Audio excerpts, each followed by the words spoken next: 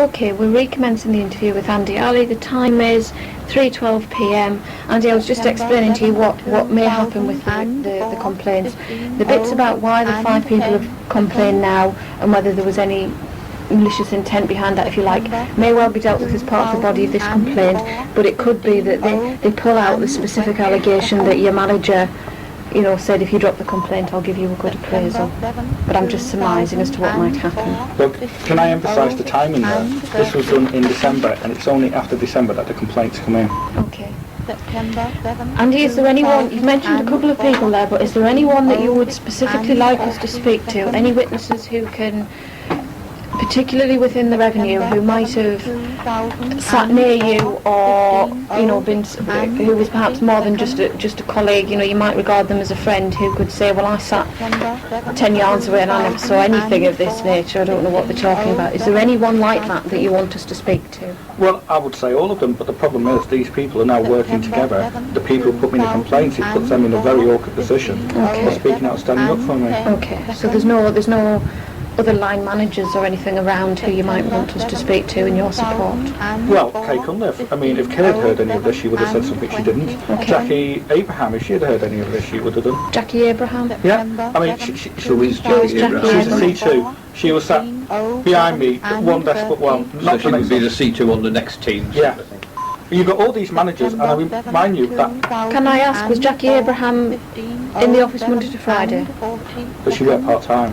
But she wasn't across 2 sites or anything like that? But the point is, these people, I doubt will speak out for me now, because they know, or will know, that a large body of people put in complaints about me, and if they work in that surrounding area, that could be pretty, make life unpleasant for them. Do you want us to ask to speak to Jackie, to ask if she ever witnessed any of this? Well, I would imagine the fact that only 5 people put in complaints and nobody else hasn't, and nobody said anything at the time, I would imagine nobody has witnessed any of this because it didn't happen. Do you want us to speak to Jackie? Because well, you can speak to her, but I'm not hopeful that she'll be very supportive, because she's working in the environment with the people who are putting complaints. All I would say to you is that as civil servants we are all expected, we can't oblige anybody to attend these things as witnesses, but we are all expected to be fair and honest and open and respect our values. So if we spoke to somebody, I would hope someone who is particularly independent of the line management chain, even in this case, that they would give us a complete and unbiased view of what they saw, and if they saw nothing of this, that they would just say, well, I saw nothing. Well, I would like that too, but unfortunately the world doesn't really run, you know, we don't live in an ideal world. These complaints come after I put in a complaint against my manager. I mean, that will be shown by the email, and it came after my line manager had tried to, how can we put this, bribe or threaten me, you know, that I wouldn't pass my appraisal if I dropped the complaint. Then they all come together. The chances of 5 people coming together and not conspiring, it's like the lottery, your numbers all come up at the same time, you know. Okay, thanks very much. Have you got any other questions, Dave? You did say that you had a third complaint that you wanted to deal with last. I think we've now reached last, have we not? Have you got anything, sir?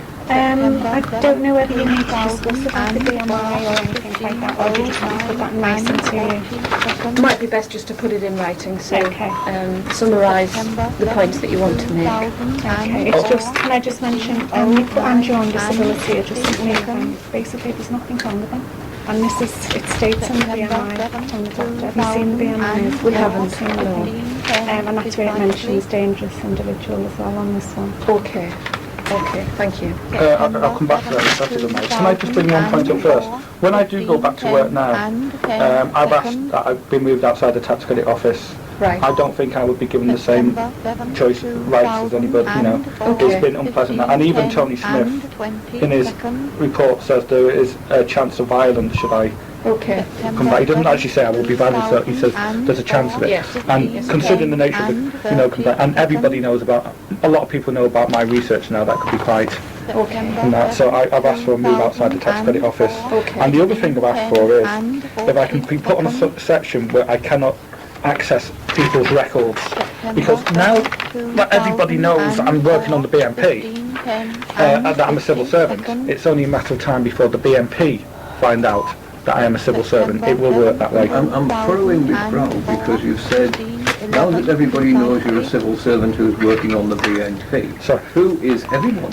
So when I say, I mean people at work, there's a large number of people, sorry, not everyone. So how would they be aware of this?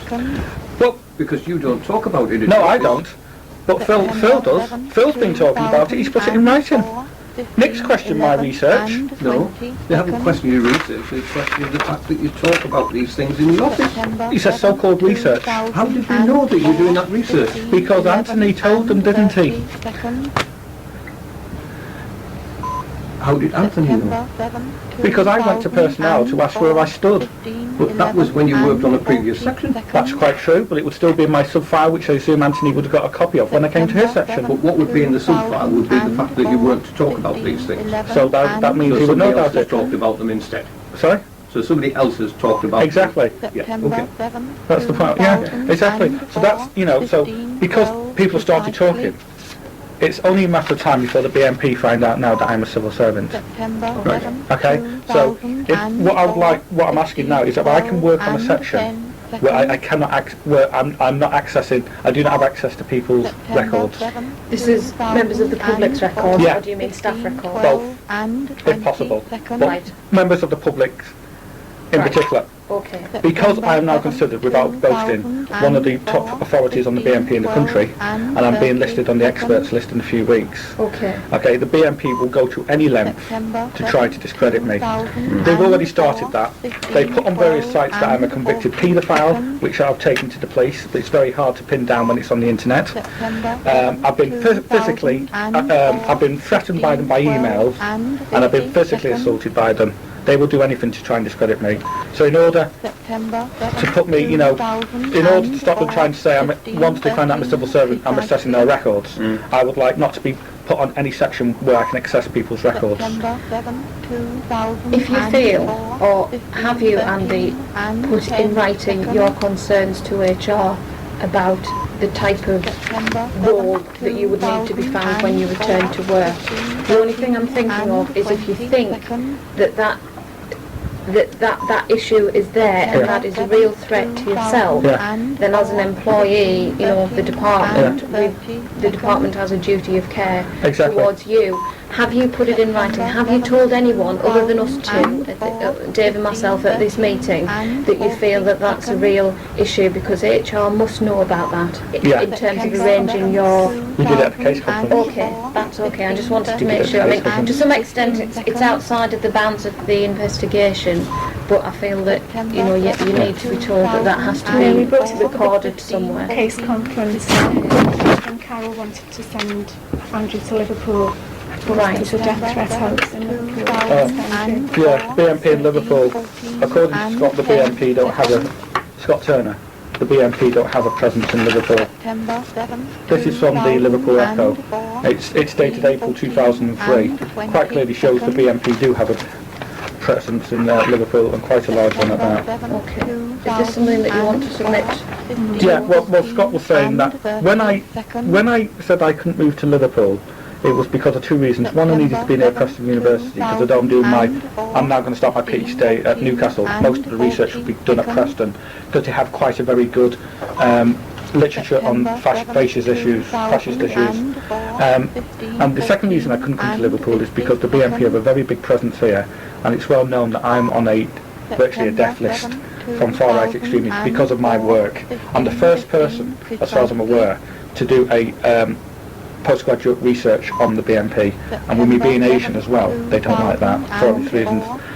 So I said the other reason I couldn't come to Liverpool is because the BNP had a presence here. Now Scott took exception to that and said I was giving dangerous political views. That wasn't a dangerous political view, it just happens to be a fact, a sad fact, but the BNP do have a presence in Liverpool. What I've just given you now is a copy from the Liverpool Echo, which clearly supports my statement. Okay. Well, I don't want to get into the issues about HR finding you a position to come back to, because that's their area of expertise and not something that I think is really part of our role to become involved in. But like I've said to you, and you've obviously done that, HR must be kept completely in the picture so that they don't try to relocate you to an area that would, for whatever reason, be completely inappropriate. No, we have asked the tax credit office and asked to be a section where I'm not dealing with personal We performance. wrote to Carol Uki with information that was just mentioned. Had to reply back. She just said that he's still on disability leave, really. But as far as you're concerned, Andy, you are ready and willing to come back to work as soon as possible if an appropriate position, post, whatever you call it, can be It's a found. position where I can operate where I won't be victimised. I'm ready to come back to work today. The tax credit office can no longer offer me that. Andrew, Charles House, did they have files? And I'm not too sure if they do. I mean, the BMI doctor recommended that you move back to Charles House. We go to Charles House, Dean Land Avenue, not the tax credit, Preston. If I move from the tax credit office to the Inland Revenue. To a network, Preston, local yeah. taxation office. I want to get on and do what the Inland Revenue are paying me to do, and that's to do work, basically. And I don't feel that I feel I've been victimised simply because I brought to the attention to senior management now that stats are being manipulated. It's my job as a civil servant to bring it to attention. I think all we'll do, in respect of noting your readiness and willingness to come back to work as far as the investigation is concerned, is when we come to write the report, we'll say what your status is at the moment, that you've been put on disability adjustment leave, but that you're keen to come back to work, but you have stressed that there are certain factors which must be taken into account in order to relocate you. And I'll just leave it at that rather than going into a lot of detail. That's and I'm on annual leave between the 18th and the 27th of September. Right, okay then. Can I just mention one other thing, Andy? The phrase that you used a moment ago, unless I misheard you, was that you have now brought these allegations of statistical abuse or whatever it is to the attention of senior management. Yeah. You've sent an email to Anthony.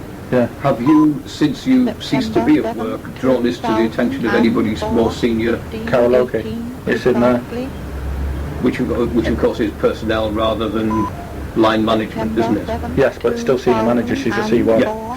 So you would assume that Carol Oakey would have taken those concerns back to the line management chain? Well, I would have assumed that, but I would have assumed she would have given you the stats that I copied showing that Anthony was manipulating them. I would have expected to do that. She hasn't done. You know, I would have I expected a will lot of say, things. in defence of HR, we have purposefully not asked to see your personal file because, as you said earlier on, you know the reason behind why I came to Anthony's team. We didn't, because we felt that what we should look at was these 5 complaints in isolation. You've now given us authority, and that's great, but we certainly wouldn't have done that without your permission to do so. Okay. Yeah. It would have been quite wrong if we had, wouldn't it? Well.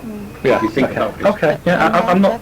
challenging. I would have expected Carol Dolan to have given me the evidence, seeing as I requested it, and it was lawful, because with the evidence, I would have been able to support my case with proof, not just my statement. So just in terms of this evidence, this is going to be something akin to a folder of extracts within your desk? It shows you the stats. That 2 stats were being recorded as one, and they were bounded up, ready to give in on Monday. I mean, are we talking here of something in a locked drawer, or they were in my file, but I'm not allowed to go in there. Scott wouldn't let me. they were in your file? Which file? My you know the file that you keep for evidence on your performance. I think what used to be called 371s and 372s, the notes of good performance, bad performance, and well, I don't know what you call them now, because the Inland Revenue is always changing names of things. But basically, was it a hard bind? Just so that we know when we go and ask for it. Was it like a hard ring binder, or was it an orange? It was a plastic one that everybody had. Do you know the type of mean? Yes. So everybody was issued with a folder to keep their personal performance management evidence. Yes. And this was yours. This was mine. Where was it when you last saw it? It was in my drawer. Locked or unlocked? No, I didn't have a key. It was unlocked. Okay, so the bottom drawer of your pedestal. Yeah. When I went in the first time, the drawer had been moved, so I couldn't get it. Now the second time, Anthony took me straight into the office. So I've asked, if you see these here, I've asked Carol Oakey to get it because it has those stats which prove my case. Okay. Can I come to one last thing then? Certainly. Right. Can I read the report to you first? Now, you asked a very interesting question before. You said to me,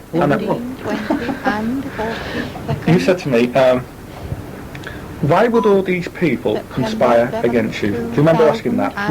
In answer to it, let me read this report. This is from Jackie Pye.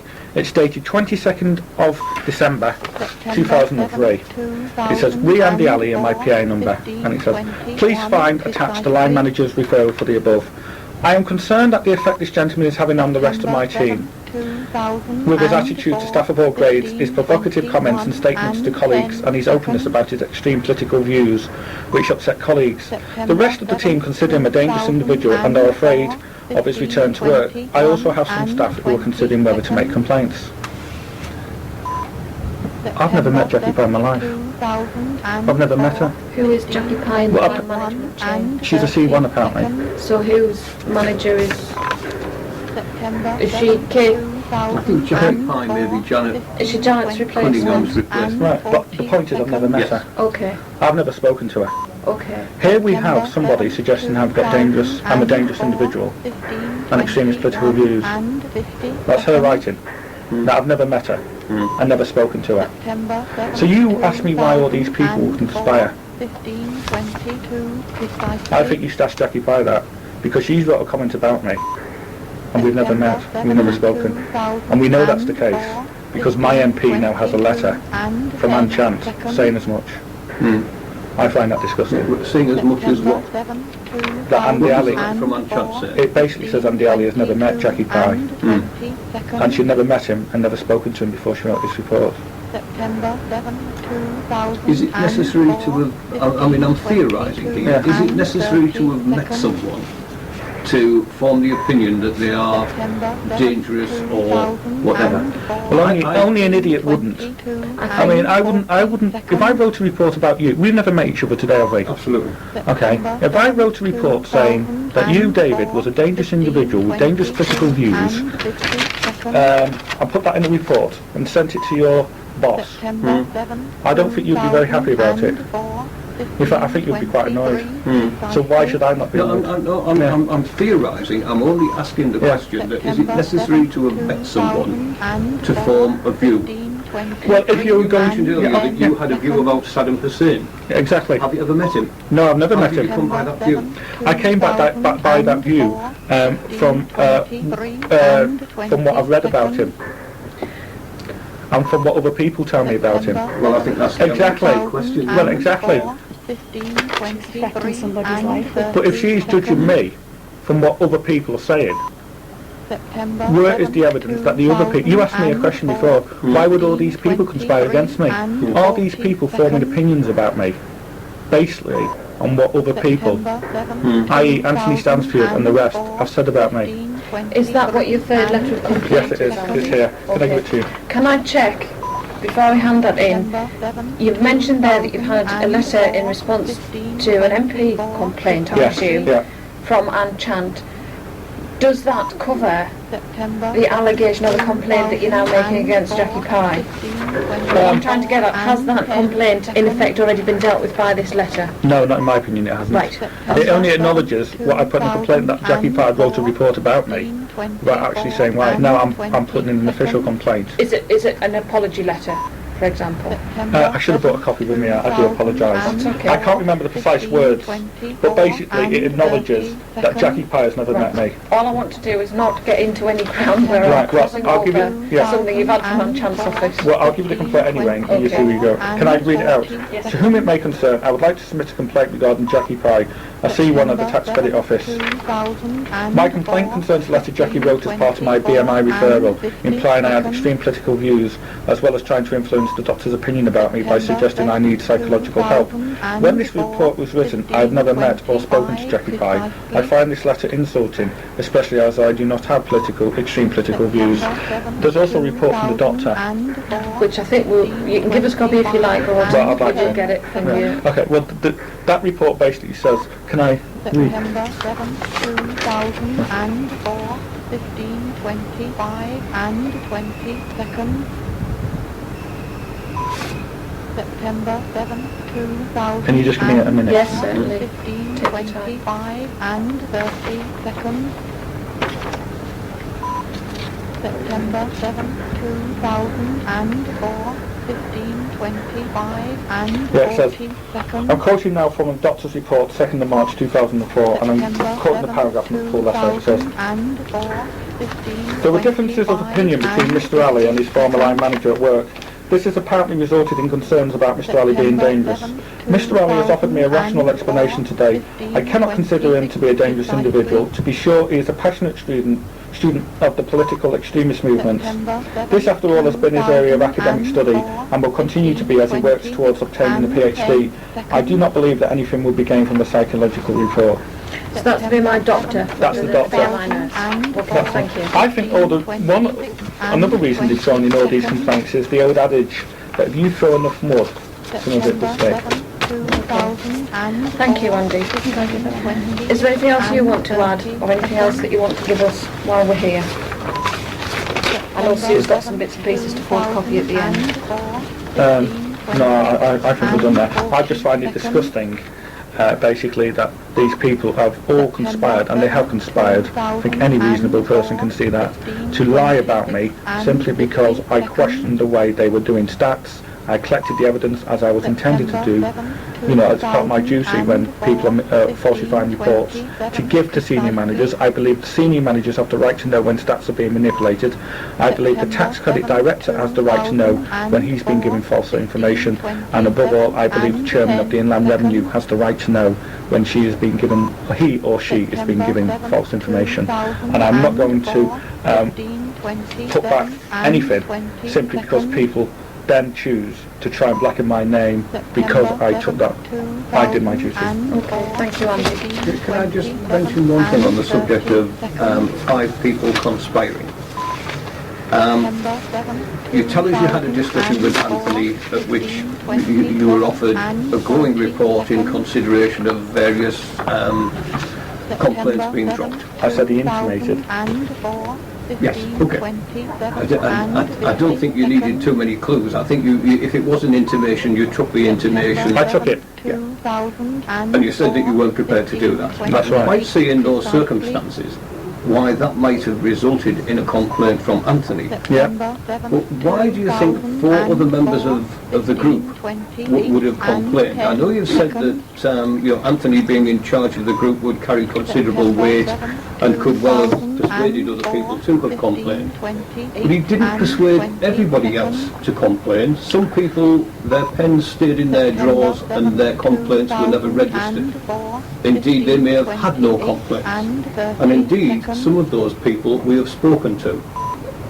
Given that scenario, would you have expected the people who didn't make formal complaints, who we have spoken to, would you have expected them to support the view of Andi Ali, Team Member of the Month for June, or the view that's been put forward by this concerted campaign by 5 people?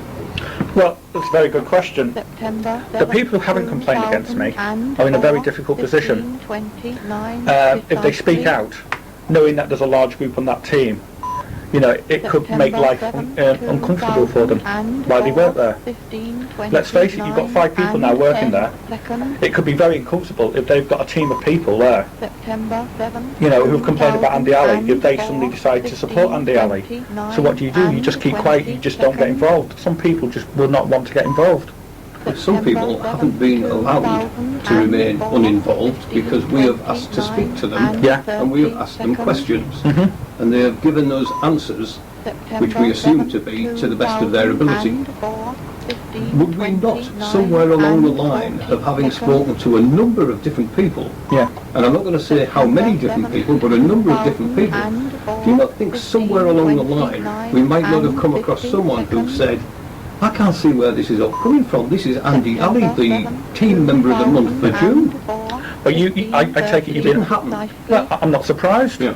I'm not surprised. These people have had time to put their story, not to get the story together, but to put it out. And we know that people have been making things up about me because we have a C1 who have just quoted to you, writing a report about me, saying I'm a dangerous individual, saying I have extremist political views, and who we have now acknowledged has never met or spoken to me. Andy, out of interest, have you had any contact from anybody within the work area that these complaints have come from since you've been off sick that suggests this thing is being discussed within the office? I've not had any contact with anybody there. I've not been there. No one's phoned you and said, oh, they're all talking about you? Well, no. Okay, that's all I'm trying to get at is we do tell everybody, as I did with yourself at the very start, to say it's completely confidential and they mustn't discuss it, and I just wondered whether you knew that they were discussing something back in the office that they shouldn't have been because somebody had actually told you that. Exactly. No, nobody's rang me. Right, okay. Can I ask you, can I repeat a question I asked you earlier? You can, but if it's the same, I'll repeat the same answer. Well, that'll be fair enough. It'll be recorded on the tape and we will at least have that answer. When you went to the BMI and you were being, I don't know quite what BMI nurses do, but the BMI nurse was going through your case and you asked for sight of a document that was in there. No, I didn't ask for sight of it. I saw it. I didn't know it was there first. I thought you did say earlier that you said to the nurse, can I have a copy of that? Yes, I did. Right. After I'd seen it. She said no, as I understand what you said earlier. The nurse said she wasn't allowed to, as far as I can remember. It's a long time ago now. Now, the question I want to repeat is, during that period of time when you were speaking to the BMI nurse, did anybody else need to intervene and come into that room? But as I said before, not as far as I can recall. Right, that's fine. Okay, Andy. It just remains now to ask to sort out the arrangements for getting the transcript to you. I can either... Yeah, can I just go to the luminary? Yes, certainly. I'll we have a break? come along myself. We're ending the interview, or taking a break from the interview at 3:39 p.m. Hours, 45 minutes.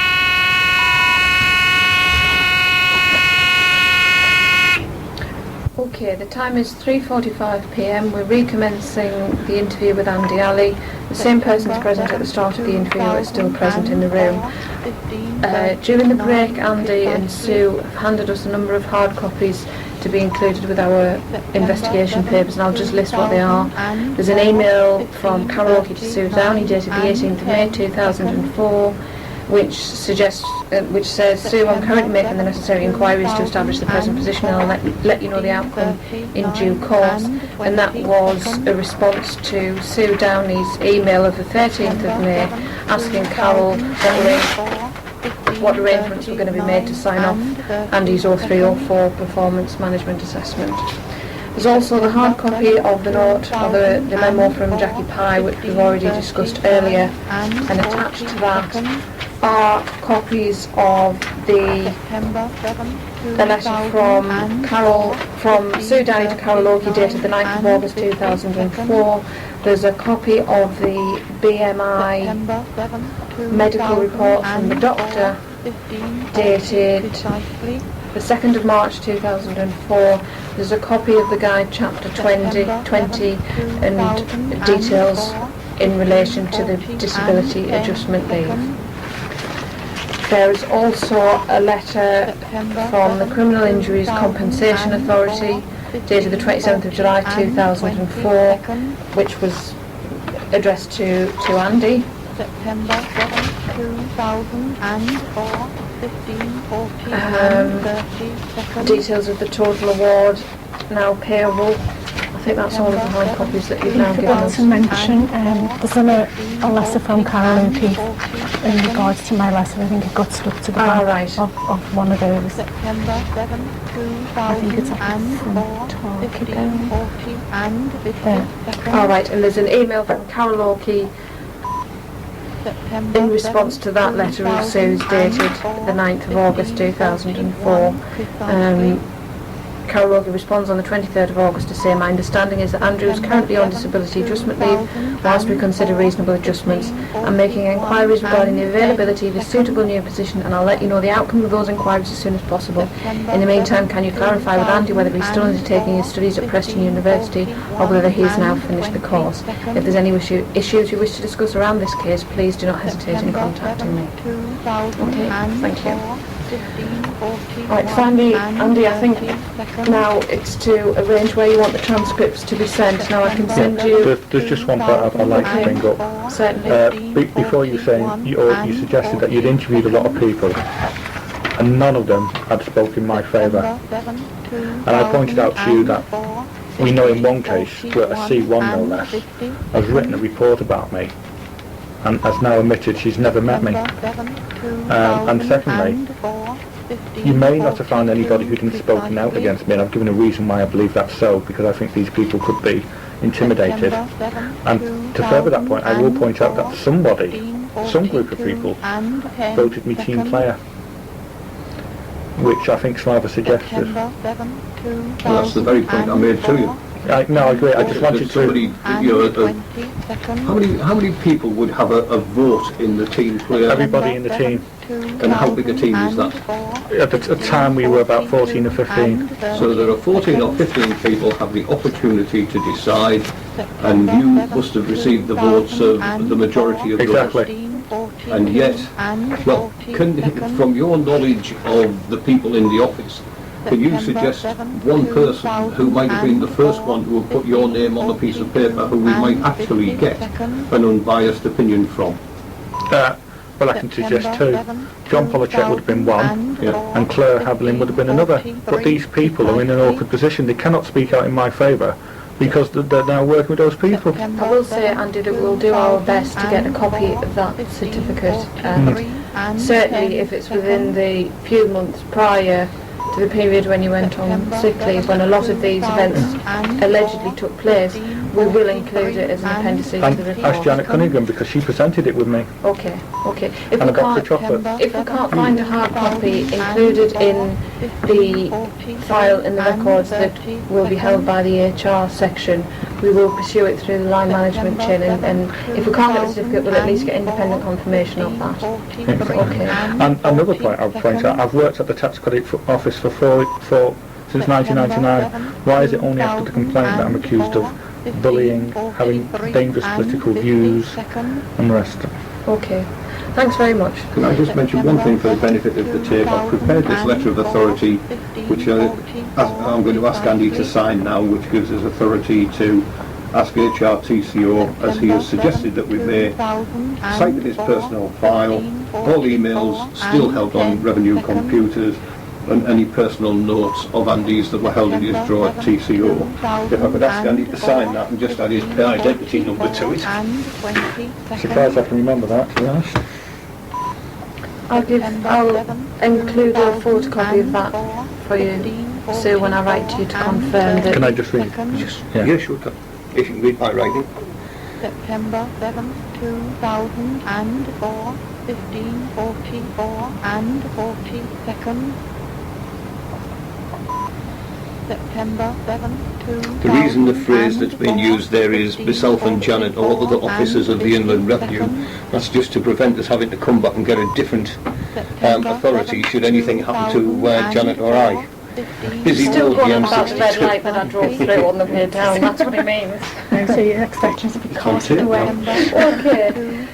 Andy, the transcript I can either send to you at your home address or I can send it to Sue's office. You do everything through Sue, please. Okay. Sue, would you like a hard copy or would you like it by email with the confidential flag? Which is easiest for you? I think email, because Okay. lots of stuff goes missing or it comes opened. Okay then. As I say, it might take a couple of weeks. We'll do our best to get it to you as soon as possible. And once you receive it, if you could put some time aside immediately to have a look and go through things. Also, and it's just occurred to me now, while I was working at Anthony's team, I was seconded back to my old job, customer services. And I was asked to go there personally by the director. Interestingly, the first person he asked for when they were in a bit of a mess was me. Who was that? Barry Rushton. That's what they told me. You know, when I went back there. And I have letters from Maureen Hesketh from the director thanking me for the way I dealt with a lot of the complaints. And Customer complaints, was there? yes, and they're also on the email. Okay. Which would this, which contradicts the idea that my work performance wasn't up to scratch. Okay, thanks very much. Thanks, 15:40 and 20 seconds. As I've said, when the transcript comes, if you could get a hard copy returned to me as soon as you can, that would be great. We'll let you know at the point that the report is submitted to the decision maker, and you are able to make a subject access request to see an anonymised copy of the report, and you would make that through well, I would suggest that you make that through Douglas Howell as the case manager. We have the usual 40 days to respond, so I think it's unlikely that you would get your copy of the report before you've got the decision, if you like. Yeah. Okay? But one other thing, sorry about this. That's no problem. One other thing. I'd just like to say on tape, I'm sorry if I appear contradictory at times, but you have to remember, these allegations being put to me relate to over a year ago, according to the people who put them in, and it's difficult to remember what was said a year ago. And also, I suffered a vicious attack which induced memory loss, so that might account to a mild conviction. Okay, thank you, Andy. Are there any questions you want to ask us about the process from here, or any questions, Sue, that you want to ask? Yes, I know you just mentioned Douglas Howell. What did you say happened? So you'll send the hard copy to me, we'll go through and check The transcript. Yeah, the transcript itself comes back to me, but Douglas is the case manager, so he's the one that effectively appointed us to work the case, to investigate the case. He is the one that when we're nearing completion of the report stage, we get in touch with and say, right, Douglas, it's time for you to get a decision maker. We reckon you'll have the report in a couple of weeks. And we send the report to him and he forwards it on to the decision maker. He's really just the person that does the mechanics and keeps the stats for HR. Not So the decision maker, are they part of the new conduct and discipline team, or are they a decision maker in another area? I shouldn't imagine so. The conduct and discipline team are the team that once a decision has been made, that the case papers would go to. That's my understanding, and it's a newly set up team, and they would decide whether there were any C&D action or there was any C&D action that needed to be taken against anybody involved as a result of the decision that the decision maker makes.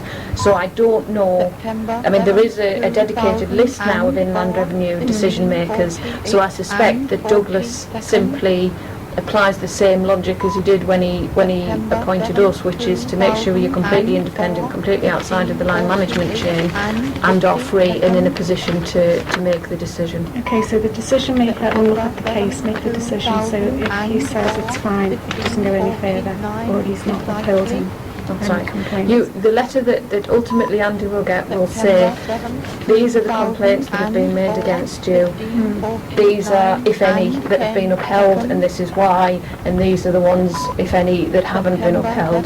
Similarly, the people bringing the complaint, that's all they'll receive. They'll be told which, if any, of their complaints have been upheld. At that point, when all of the papers, if there's any action to be taken, the papers go to the C&D team.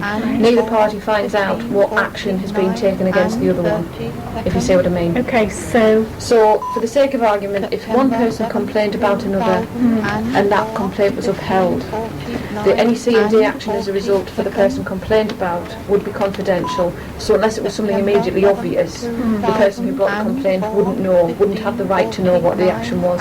Similarly, if it was found that someone had complained maliciously, had deliberately misled proceedings, and C&D action was going to be taken against them, the person complained about wouldn't have the right to know what the action was. Okay, so the C&D team, which I know is the ones we've got in the Northwest, actually work for the TCO, but I know they're not part of that team. Would that then go back to the same people who originally worked as HR?